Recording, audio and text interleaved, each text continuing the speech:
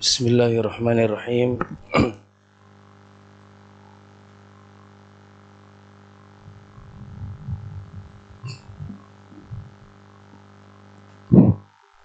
Allahu Akbar, Allahu Akbar, Allahu Akbar, Allahu Akbar. Asyhadu an la ilaha illallah. Asyhadu an la ilaha illallah.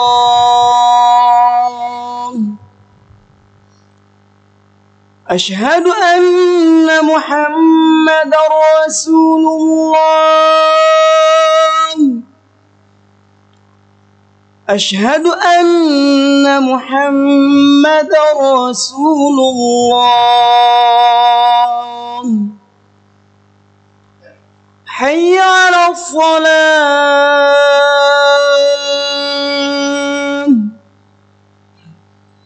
Hayya 'alas shalah.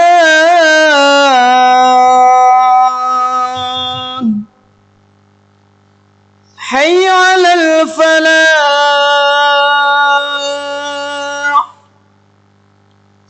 Hayya 'alal falah.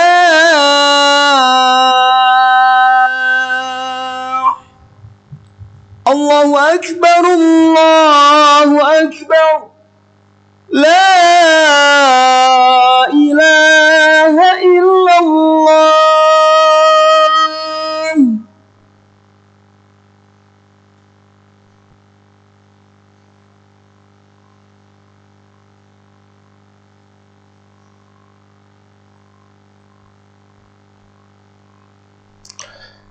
Innal hamdalillah nahmaduhu wa nasta'inuhu wa nastaghfiruh wa na'udzu billahi min syururi anfusina wa min sayyiati a'malina.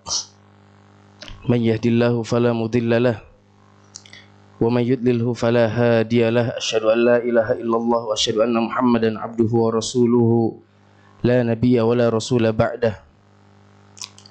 Asyhadu an la ilaha illallah wa asyhadu anna Muhammadan abduhu wa rasuluhu la nabiyya wa la rasula ba'dah. Wassalatu wassalamu ala Rasulillah Muhammad sallallahu alaihi wasallam wa ala alihi wa ashabihi wa man tabi'ahum bi ihsanin ila yaumil qiyamah. Amma ba'd. Qala Allah Ta'ala fi kitabihil mubin, a'udzu billahi minasyaitonir rajim. Ya ayyuhalladzina amanu taqullaha haqqa tuqatih wa la tamutunna illa wa antum muslimun. Wa qala rabbi shrah li sadri wa yassir li amri wahlul 'uqdatam min lisani yafqahu qawli waj'al li waziran min ahli Harun akhi ushdud bihi azri wa ashrikhu fi amri kay nusabbihaka katsira innaka kunta bina basira. Wa qala Rasulullah sallallahu alaihi wasallam ittaqillaha haitsu ma kunta wa atbi'is sayyi'atal hasanata tamhuha wa khaliqin nasa bi khuluqin hasanin. Ma'asyiral muslimin wa zumratal mu'minin rahimakumullah.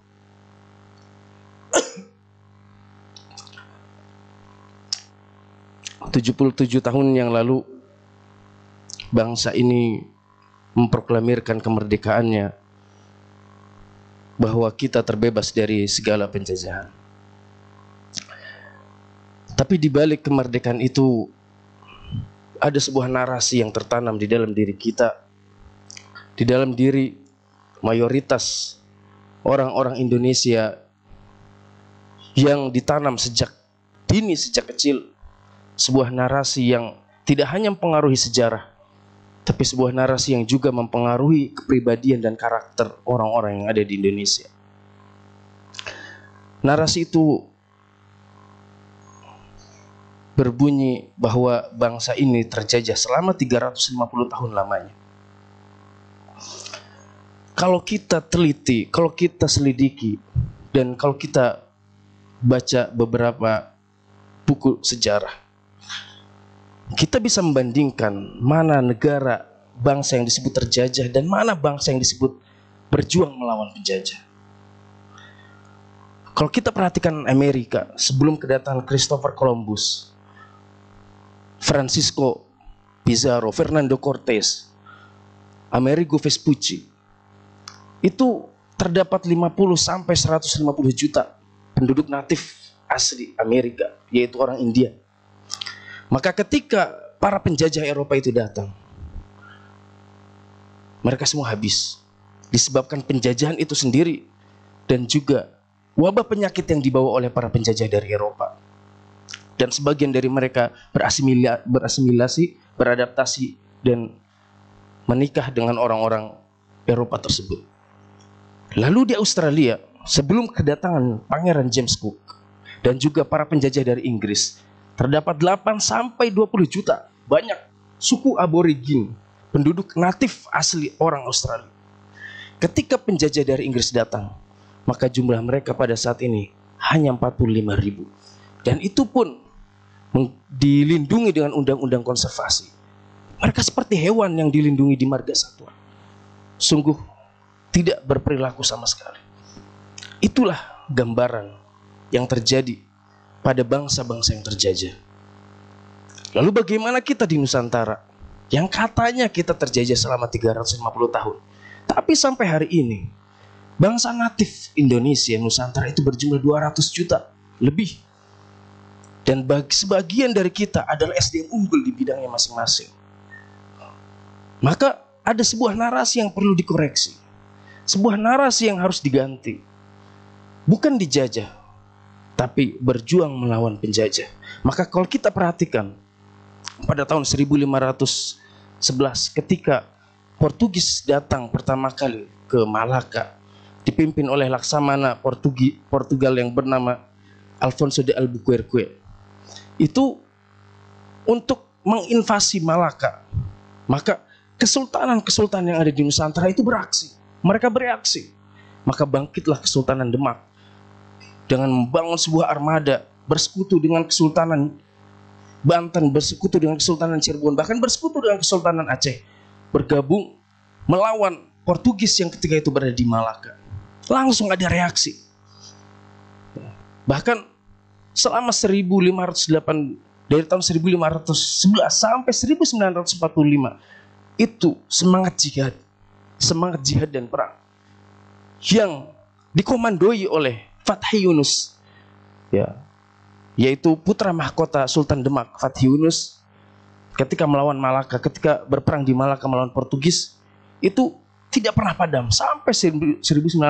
Berapa tahun? Lebih dari 350 tahun, bahkan lebih dari 400 tahun. Selama penjajahan itu berlangsung, masyarakat Indonesia Nusantara tetap berjuang melawan para penjajah. Ikhwani fiddin rahimakumullah. Itu yang terjadi. Maka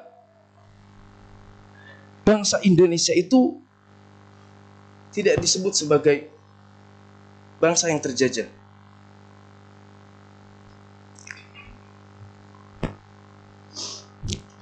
Selama 400 tahun atau 4 abad kita berjuang melawan penjajah.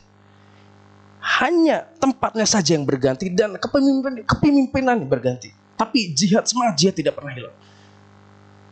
Fatahillah membebaskan Sunda Kelapa dan merubah namanya menjadi Jayakarta. Kemudian di Ternate ada Sultan Babullah, Sultan Hairun. Datu Syah menggempur habis-habisan Portugis sampai mereka terpojok ke ujung timur Nusantara, bahkan ke ujung Pulau Timor. Setelah Sultan Babullah menggempur habis-habisan di 72 jazirah yang dikuasai oleh Sultan Babullah. Pada abad berikutnya Belanda datang, maka Sultan Agung Hanyarakusuma membombardir Batavia sebanyak 2 kali, menggempur Batavia sebanyak 2 kali. Itulah, jihad tidak pernah padam, perang tidak pernah padam. Itu yang terjadi sampai kemerdekaan Indonesia. Maka ma'asyiral muslimin wa zumratal mu'minin rahimakumullah, ketika terjadi ancaman dari para penjajah, yang pertama kali bergerak adalah para kesultanan kaum muslimin. Kenapa mereka pertama kali tergerak? Karena mereka tahu bahwa ketika para penjajah itu menginvasi sebuah negara, sebuah bangsa, pasti mereka memiliki tujuan. Maka tujuannya adalah pertama gold, glory dan gospel.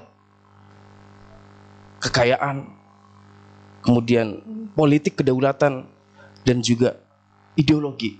Maka ini sangat berbahaya, bagi ekonomi berbahaya, bagi politik sangat berbahaya, dan bagi akidah sangat berbahaya. Maka bumi Nusantara itu disirami dari ujung barat sampai ujung timur penjuru Nusantara, itu disirami oleh darah para syuhada. Maka ketika disirami oleh darah para syuhada, inilah para founding father kita itu mengatakan atas berkat rahmat Allah Subhanahu wa taala dan keinginan yang luhur supaya berkehidupan bangsa yang bebas, maka dengan ini rakyat Indonesia menyatakan kemerdekaannya. Ini adalah statement clear yang menyatakan bahwa bangsa Indonesia dan Nusantara itu adalah bangsa yang bukan terjajah, tapi bangsa yang melawan penjajah. Karena kalau penjajah, narasinya kita dijajah, maka konotasinya kita memohon-mohon, kita seolah-olah kita bersujud kepada para penjajah. Tidak seperti itu. Dan ini adalah statement clear yang dikatakan oleh founding father kita bahwa atas berkat rahmat Allah Subhanahu wa taala kita merdeka. Ikhwani fiddin rahimakumullah. Maka ada sebuah keajaiban ketika negeri Nusantara ini disirami oleh darah para syuhada. Bangsa yang biasanya kalau terjajah atau kalah dalam perang, mereka pasti akan menjadi bangsa-bangsa yang kecil atau menjadi negara-negara bagian yang kecil. Contohnya seperti Turki Utsmani pada tahun 1918 ketika mereka kalah pada Perang Dunia Pertama. Ya, maka kekuasaan-kekuasaan yang ketika itu dimiliki oleh Turki Utsmani dicopot dan diambil oleh bangsa yang ketika itu menang pada Perang Dunia Pertama. Aljazair diambil Perancis, Tunisia diambil Perancis, Maroko diambil Perancis, Mesir diambil Inggris, Yordania diambil Inggris, Libya diambil Italia, Irak diambil Inggris. Lalu kemudian mereka nggak hanya sebatas itu, ditanami mental nasionalisme agar mereka tidak mau bersatu kembali menjadi bangsa yang besar. Dan itu yang terjadi. Tapi Indonesia, sebelum menjadi negara Indonesia, kita memiliki 72 kesultanan. Maka ketika kita merdeka, kita menjadi bangsa yang lebih besar daripada kesultanan itu sendiri. Bahkan sebagian sultan-sultan di Nusantara itu rela memberikan harta terbaik mereka, memberikan kekayaan mereka untuk persatuan Nusantara. Dan bahkan mereka rela kehilangan kesultanan mereka demi bersatunya Nusantara ini. Aceh memberikan emas untuk rakyat Indonesia membuat pesawat pertama kali. Desusulah namanya, pesawat pertama Indonesia, hasil sumbangan rakyat Aceh. Kemudian Sri Sultan Hamengkubuwono ke-9 ketika Indonesia mengungsi ke Jogja pada tahun 46 sampai 50, itu Sultan Hamengkubuwono IX memberikan emas milik pribadinya untuk APBN pemerintah Indonesia. Tidak hanya sebatas itu, bahkan ketika Sultan Hamengkubuwono menjemput Bung Karno dan Bung Hatta di Bangka setelah konferensi meja bundar, itu Hamengkubuwono IX memberikan cek isinya 6,5 juta gulden. Kemudian Hamengkubuwono IX sambil berkata kepada Bung Karno, inilah harta terakhir yang dimiliki Jogja. Setelah ini Jogja tidak punya apa-apa, maka lanjutkanlah ke pemerintahan di Jakarta.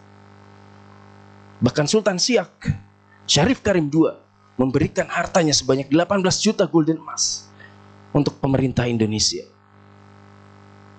Mereka rela memberikan harta kekayaannya, bahkan mereka rela kehilangan kesultanan. Setelah itu tidak ada kesultanan. Demi apa? Demi persatuan Nusantara. Ikhwan fiddin rahimakumullah. Ada dua nilai yang menjadikan kita berbeda dengan negara-negara yang terjajah. Pertama, kita eksis. Bangsa Indonesia, penduduk natif orang Indonesia tidak berkurang, bahkan bertambah, semakin hari semakin bertambah. Itu menandakan bahwa kita tidak terjajah, kita berjuang. Kemudian yang kedua, kita lebih besar daripada asal. Asalnya kita terbagi menjadi kesultanan-kesultanan kecil. Ketika merdeka, kita berubah menjadi kesatuan yang lebih besar daripada kesultanan itu sendiri. Ma'asyiral muslimin wa zumratal mu'minin rahimakumullah. Karena Kenapa para sultan-sultan di Nusantara itu bisa saling tersambung, terkoneksi antara satu sultan dengan sultan yang lain? Padahal ketika itu tidak ada komunikasi. Tapi kenapa mereka bisa bersilatul ukhwah? Padahal ketika itu tidak ada komunikasi.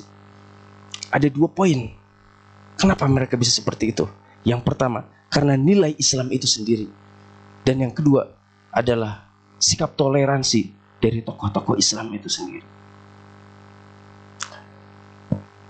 Fatahillah itu orang Pasai, orang Aceh. Kemudian belajar agama di Mekah.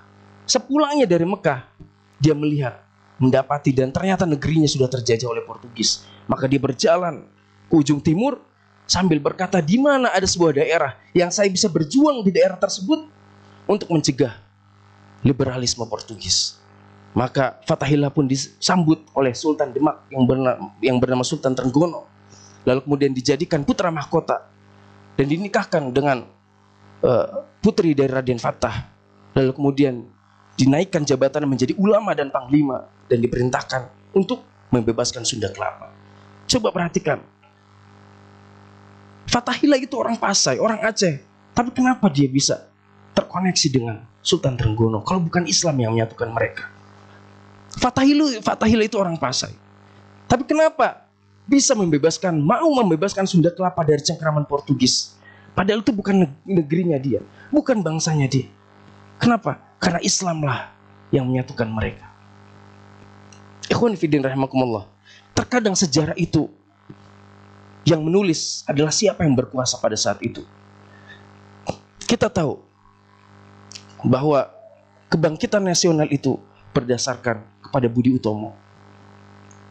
Tapi tidak bisa dipungkiri bahwa seluruh ahli sejarah sepakat perjalanan dan pergerakan menuju kemerdekaan yang terbesar itu adalah syarikat Islam yang ketika itu dipimpin oleh Haji Omar Said Cokro Aminoto, gurunya Bung Karno. Ketika itu pada masa kejayaannya syarikat Islam memiliki 3 juta anggota aktif. Dan di mana 3 juta anggota aktif ini memiliki visi dan misi yang sama. Menjadi anggota dengan sejernih-jernihnya tauhid, menjadi anggota dengan seluas-luasnya ilmu, dan menjadi anggota dengan sepandai-pandainya siasat. Kok bisa Haji Omar Said Cokro Aminoto mengatur sebanyak 3 juta anggota yang begitu banyaknya dengan memiliki tujuan yang sama, kalau bukan Islam yang menyatukan mereka? Maka Allah mengatakan, wa'tasimu bihablillahi jami'an wala tafarraqu, dan berpegang teguhlah kepada tali Allah Subhanahu wa taala dan jangan pernah berpecah belah sama sekali. Ikhwani fillah rahimakumullah. Kemudian yang kedua, toleransi dari para tokoh Islam. Ketika kemerdekaan selesai, 2 hari setelah kemerdekaan, utusan dari Jepang membawa suara dari Indonesia bagian timur. Pesan suara dari Indonesia bagian timur yang berisikan bahwa mereka Indonesia Timur ingin 7 kata yang terdapat pada Pancasila sila pertama yang berbunyi ketuhanan yang Maha Esa dengan berkewajiban menjalankan syariat Islam bagi pemeluknya, itu harus dihapus. Kenapa? Karena mereka merasa dengan adanya istilah itu Indonesia bagian timur menjadi rakyat kelas nomor 2. Padahal kata Ki Habibie Bagus Kusumo, tokoh Muhammadiyah yang memperjuangkan konstitusi di BPUPKI, itu mengatakan justru dengan adanya kalimat itu, 7 kalimat itu menjadikan umat Islam itu umat yang terikat, tidak bebas. Justru yang bebas itu siapa? Ya selain umat Islam. Mereka bebas melakukan apapun, mereka bebas berdaulat. Tapi karena ketika itu terjadi perdebatan yang sangat alot, Bung Karno, Bung Hatta, dan perwakilan-perwakilan Islam lainnya, sampai akhirnya Bung Karno mengatakan, wahai saudara-saudaraku, saudara-saudara Muslim, saudara-saudaraku yang seiman, perwakilan organisasi-organisasi Islam, kalian bisa memperjuangkan nilai-nilai Islam ketika kita sudah memiliki lembaga perwakilan rakyat yang resmi. Untuk saat ini, kita mengutamakan persatuan terlebih dahulu, maka dengan berat hati kita harus menghapus 7 kata pertama pada sila pertama Pancasila, yaitu dengan berkewajiban menjalankan syarat Islam dihapus. Tinggal yang tersisa hanyalah tauhid ketuhanan yang Maha Esa. Itulah 2 poin yang membuat setiap umat Islam pada zaman dahulu bisa terkoneksi satu sama lainnya, sehingga mereka bisa menjalin silatul ukhuwah, dan sehingga bisa terbentuk Indonesia Raya pada saat ini. Barakallahu li wa lakum fil Qur'anil azim wa nafa'ani wa iyyakum bima fihi minal ayati wa dzikril hakim wa taqabbala minni wa minkum tilawatahu innahu wal ghafurur rahim.